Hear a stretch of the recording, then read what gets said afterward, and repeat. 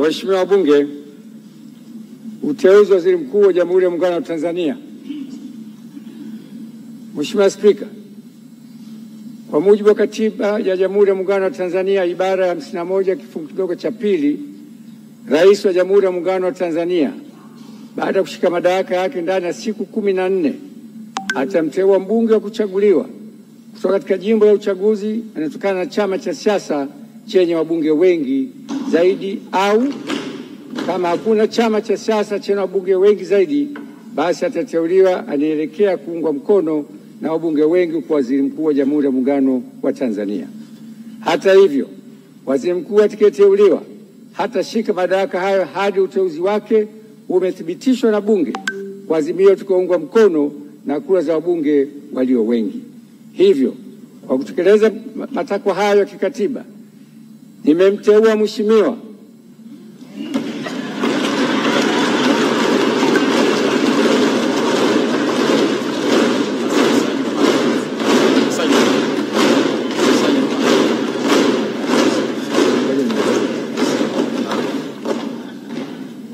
Daktari Mwigulu Lameck Nchemba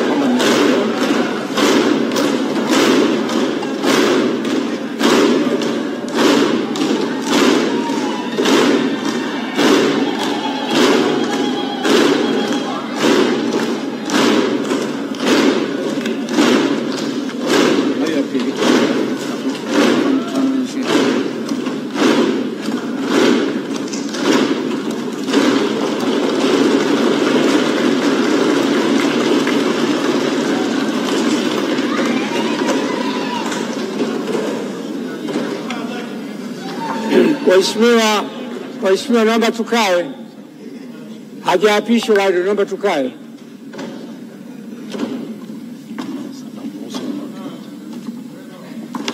Sasa namruhusu mwakilishi wa Mheshimiwa Rais aweze kurudi kwenye majukumu mengine.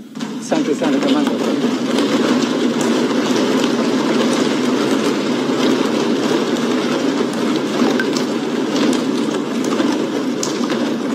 Hivyo, kwa kutekeleza matakwa hayo kikatiba, nimemteua Mheshimiwa Daktari Mwigulu Lameck Nchemba mbunge ili uteuzi wake uthibitishwe na bunge lako tukufu kwa Waziri Mkuu wa Jamhuri ya Muungano wa Tanzania, na kutakia majukumu mema. Mungu ibariki Tanzania. Daktari Samia Suluhu Hassan, Rais wa Jamhuri ya Muungano wa Tanzania.